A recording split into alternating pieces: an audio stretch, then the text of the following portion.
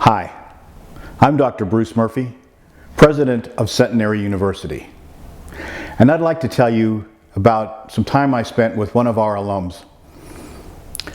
Earlier this summer, as I was passing through campus, I noticed a woman sitting on a bench reading a book. And when I stopped to talk with her, I found out that she's an alumna of the Centenary class of 1950.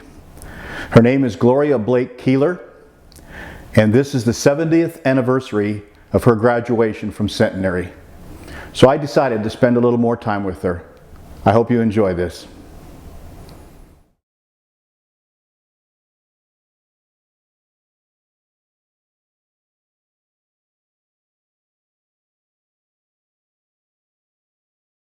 Where am I now? Here.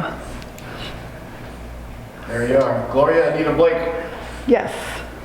I remember a few, and I remember the few that I remember, we had some good times together. Very good. The class motto says, not to make a living. Yeah. In other words, not to acquire a lot of money. Yeah. But to nobly make a life. Yeah. Well, I think attending Centenary broadened my view of the whole world, and I think made me a better person, probably made me a better mother. After college, I married and had 6 children, which we're proud of, every one of them. 11 grandchildren and 13 great-grandchildren. And raising those children became my career. And so you did nobly make a life. Yes, yes. And influenced many other lives. Yeah, yeah. Very good. You know, we're in a tough time right now with this pandemic and all of that. But you've been through some tough times too. You were one of the people that, the generation that went through World War II.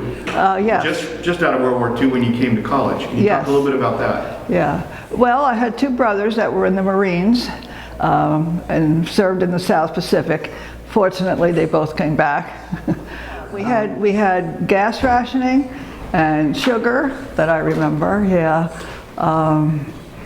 And of course we had margarine, you know, the yard with the lard with the little yellow thing that you had to mix it all up and make margarine. Yeah. And of course the blackout shades on the windows, yeah. So you went through a kind of a national tough time too back then. Yeah, yeah. You were here. What was your favorite class when you were here at Centenary? I liked philosophy and psychology, and I loved both of my instructors at that time. Yeah. Reverend Pennington was my philosophy teacher. I don't know, he was just a very nice, caring person, and he was also the minister at the Methodist Church at the time. Yeah, yeah. I remember quite a few. Oh, Doris Pano. She was another day student. Doris Ponnery. Yeah. Okay, so Gloria, one of the things that students do is they have student jobs. We have work studies and different jobs that a lot of students have. Yes. I understand that when you were here, you also had a job. What was your job? I did.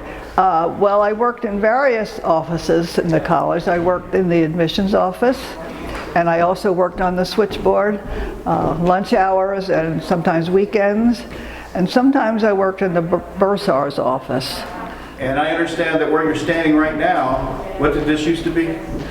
That was the switchboard where I worked. Every lunch hour, yeah, and sometimes Saturdays. Do you remember how you answered the phone? How did they teach you to answer the phone? Oh, I do. Well, of course they had, you know, the little switchboard that had all the little things, yeah. And I would say, Centenary College, may I help you? So Gloria, we're here in the C building with in the parlors, and President C was the president when you were here. Do you have any memories of President C? I do, but I have a memory when he was here of an incident. Eleanor Roosevelt came to speak. Really? I remember her driving up to the front portico and seeing it. I was quite impressed. So you worked your way through college? I did. And so we have a lot of students that work their way through college.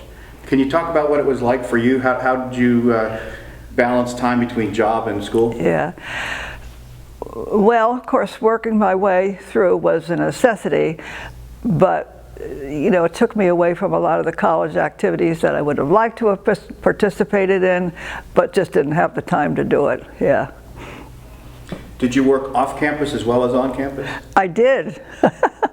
I worked at the Grand Union on Friday evenings in the deli department to supplement my income. Of course, I always knew I wanted to go to college, but I didn't see it as a possibility at the time.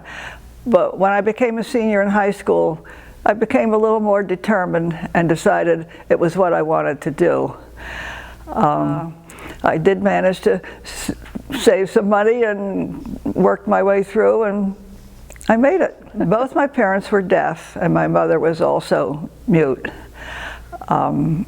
It wasn't too easy growing up sometimes in a family with deaf parents because you were different. You know, when I had brought friends home and I had to speak to them with sign language, you know, they were kind of, I guess, baffled by it, you know. And when we were out in public and had to speak with my parents, you know, people often stared, but they were wonderful parents, you know, and they raised 4 children. I was the youngest, in spite of their, you know, in spite of their handicaps. Yeah. Through the years, my husband and I participated. We both played tennis. We played golf. We skied, and we took up cross-country skiing when downhill skiing got to be too much of a challenge. But sadly now, my husband is in an assisted living facility. So I will have to make the rest of my journey through my life without him by my side. Student, okay. Yeah. So do you remember her? Oh, I do, yes. We were friends even after Centenary, yeah. And Estelle was also a friend, but they've passed away. And I had another friend, Virginia Arnold, and she's also passed away, but she was another local student, yeah. So you are from Hackettstown. Yes. And you came all the way to Centenary. And you've lived in Hackettstown most of your life, right? I was born on Schooley's Mountain, which isn't too far from here, but I moved to Hackettstown when I was about 11 or 12, and I've lived in Hackettstown ever since. Of course, now I live across the street from Centenary.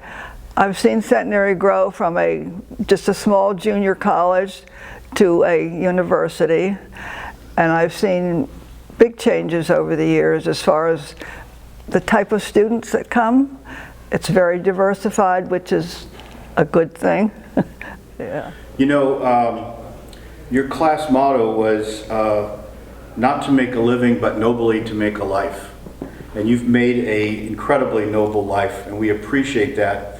And so from this president to your class, and I'll let you accept it on behalf of your class, I'd like to present President's coin, and it says 1950-2020 Gloria Blake Keller, nobly to make a life. Oh, how lovely. Oh, thank you. Oh, that's wonderful. Thank you so much. Yeah.